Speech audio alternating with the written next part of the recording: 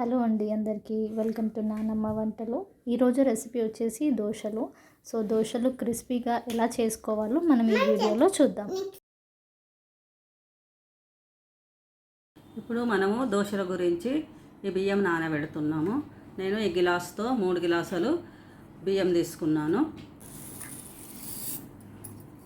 ఈ గిలాస్తో సగం గిలాసు మినపప్పు తీసుకున్నా, 1 టీ స్పూను మెంతులు తీసుకున్నా. ఈ 3 మిక్స్ చేసి నానబెట్టుకోవాలి. నానబెట్టుకొని సాయంత్రం మిక్సీ పట్టుకోవాలి. ఇప్పుడు అన్నీ ఈ బగోన్లో పోసుకున్నాను. ఇప్పుడు ఇవి నానబెట్టుకోవాలి.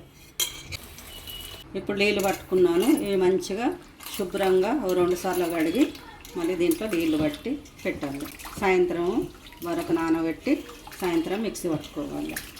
పొద్దున దోశలు చేయాలంటే సాయంత్రం మనం మిక్సీ పట్టుకోవాలి. ఇప్పుడు వీటిని 2-3 సార్లు శుభ్రంగా కడుక్కున్నాను. ఇప్పుడు ఇది సాయంత్రం వరకు నానబెట్టుకొని మన మినపప్పు బియ్యము మంచిగా నానినాయి. ఇప్పుడు మనము వీటిని మిక్సీ పట్టుకోవాలి. నార్మల్గా కొన్ని వాటర్ వేసుకోవాలి.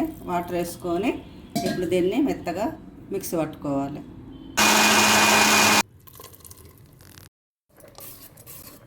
మన దోశ పిండి మిక్సీ పట్టుకున్నాను.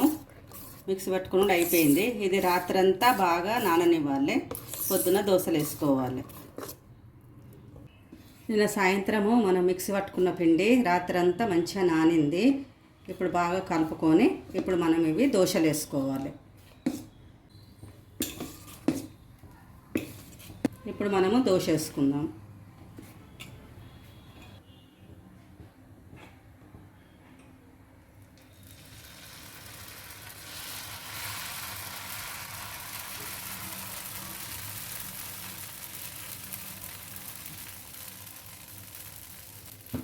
ఇప్పుడు మనం మంచిగా దోశ వేసుకున్నాక రౌండ్గా ఇప్పుడు మనము కొంచెం పైనుండి ఆయిల్ వేసుకోవాలి.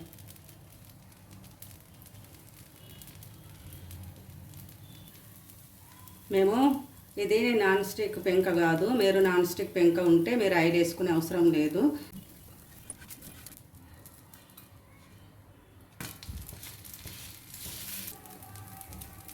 ఇప్పుడు మనము ఈ దోశ మనకు స్క్రిప్ట్గా ఎందుకు వచ్చిందంటే మనం దీంట్లో మెంతులు వేసుకున్నందుకు మంచి కలర్ వచ్చింది. దోశ మంచిగా వచ్చింది. మనకు మెంతులు ఆరోగ్యానికి కూడా మంచిది.